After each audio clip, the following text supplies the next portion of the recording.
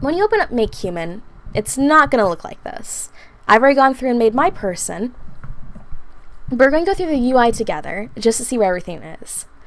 If you've played a game like The Sims or Monster Hunter, the MMO, where you make your own character, you'll know how to do this. It'll be pretty intuitive.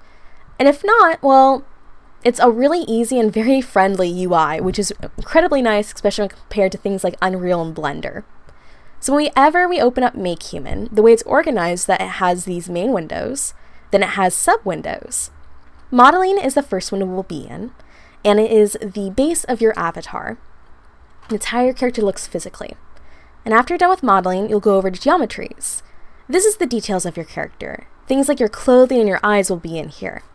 There's not a lot of clothing options, unfortunately, in Make Human, but if you do decide to use some, you should be aware that unlike in other games, or character creators, really, where if you choose a new option, it gets rid of the old one, in Make Human, it doesn't do that, instead clips over it, as you can see.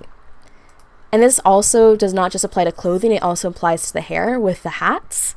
So make sure before you export your character that nothing is clipping over each other if you're going to be using these presets. Eyes, hair, the eyes will always just be high poly or low poly. Don't worry too much about that one. You can kind of leave it alone. Hair is a pretty limited thing. Teeth will spawn in as nothing. Eyebrows will spawn in as nothing. Eyelashes and tongue will also be default as none.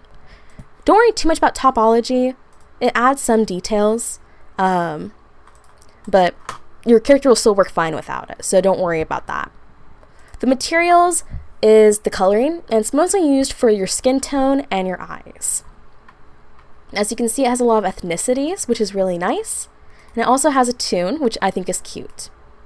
I'm going to make this man middle-aged Caucasian male. There we go, perfect. After materials is pose and animate. So what you should know is do not add a skeleton, add nothing to this. An issue is when you export this and you import it into Blender. For some reason, Blender really does not like the rig that Make Human has and will blow it up and it'll look really bad and it'll be really confusing. And also further down the line, when we go to animate this character, we're going to put a skeleton that has an animation inside of him. So we won't have to worry about rigging him here. So don't worry about that.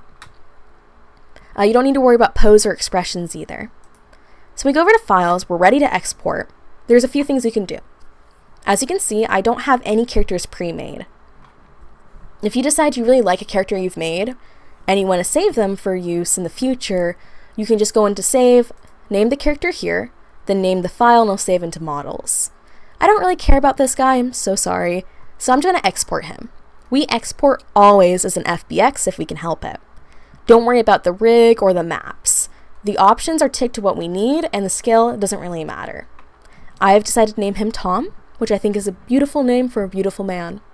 I'm going to make sure I know where Tom is going. As you can see, I have not used Make Human yet, so it does not have an export. So when I make Tom, which I'm going to name him as that so it's easy to find him, he's going to open up a new folder for exports. It's going to have a little progress bar, and then bam, he's done. And then after that, you'll go over to Blender and then import him as any other FBX.